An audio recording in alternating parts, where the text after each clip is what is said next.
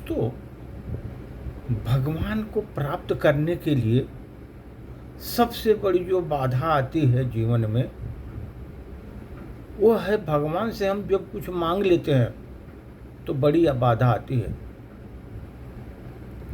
जब हम मांगते हैं उस समय हमको बाधाएं पैदा हो जाती हैं। भगवान से हम मांगते हैं तो यह जानते हुए कि आवश्यक है वो तो बिना मांगे ही हमें मिल जाएगी, बिना मांगे ही मिल जाएगी।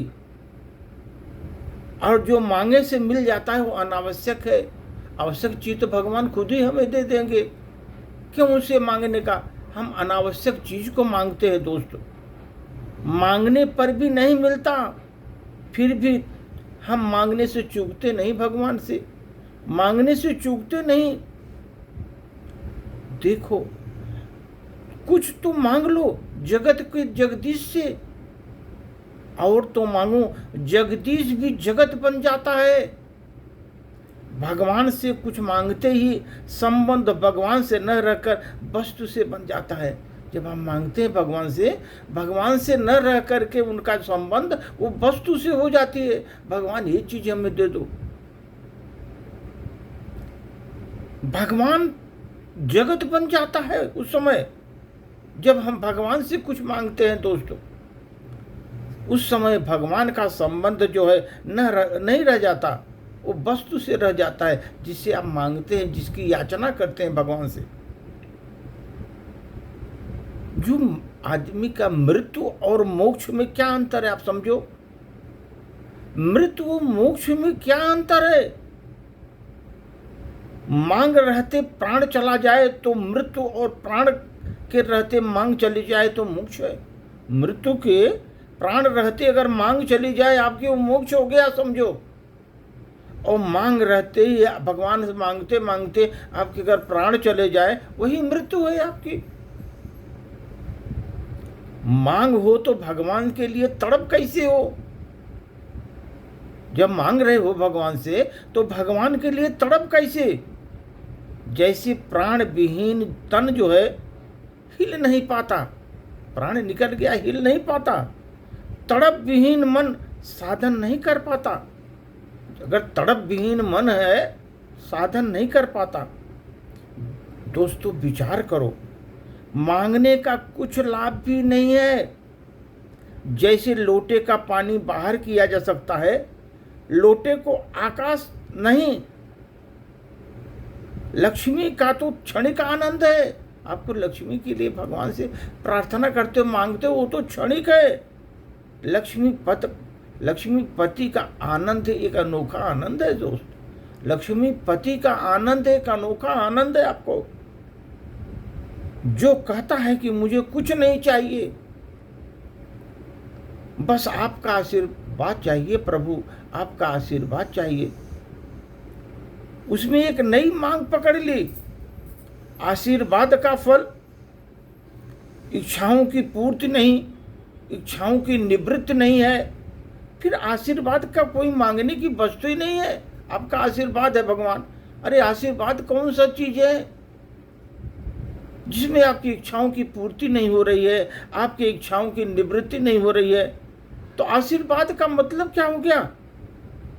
आशीर्वाद तो अपने भाव और सेवा के फलस्वरूप स्वाभाविक रूप से मिलता है भगवान का। आप भगवान का प्रार्थना करो, स्वाभाविक रूप से आशीर्वाद मिलेगा आपको। आज सेवा कहाँ, सेवा का शब्द तो मात्र बचा है, पर साधक तक नहीं करता।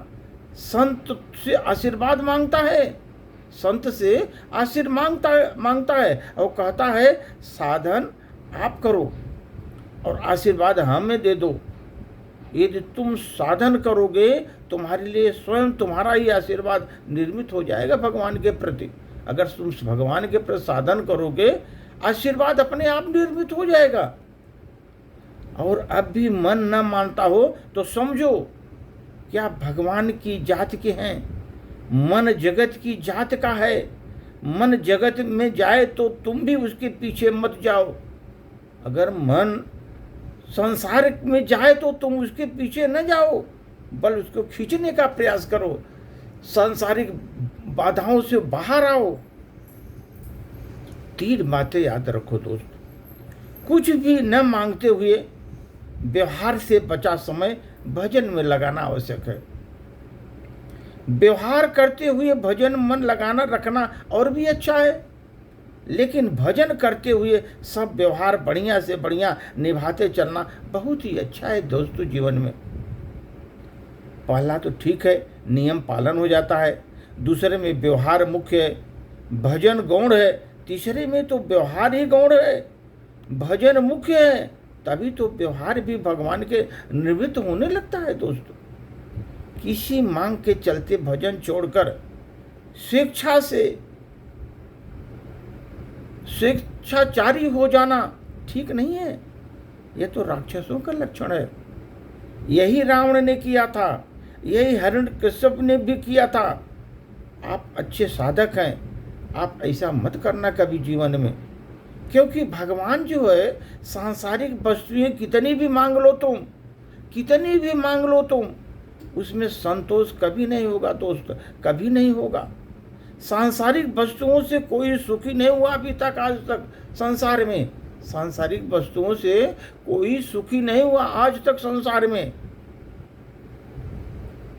जब दुखालय में आप पहुंचे हो तो वहां सुख कैसे मिलेगा? भगवान से भगवान को ही मांगो, भगवान से भगवान को ही मांगो और कुछ मत मांगो। एक बार भगवान आपको मिल गए, आप सुखी हो गए। आप सांसारिक वस्तुओं से कोई सुखी नहीं हुआ जीवन में, कितना भी धन संपत्ति कितना भी हो जाए आपके पास, कभी सुखी नहीं आदमी। आप भगवान से ही भगवान को मांगो, हे भगवान आप ही हमारे रक्षक हैं, आप ही आगे आइए और हमारी रक्षा करिए। दोस्त भगवान से भगवान मांगिए, आप देखिए दुख सब दूर हो जाएगा। धन्यवाद।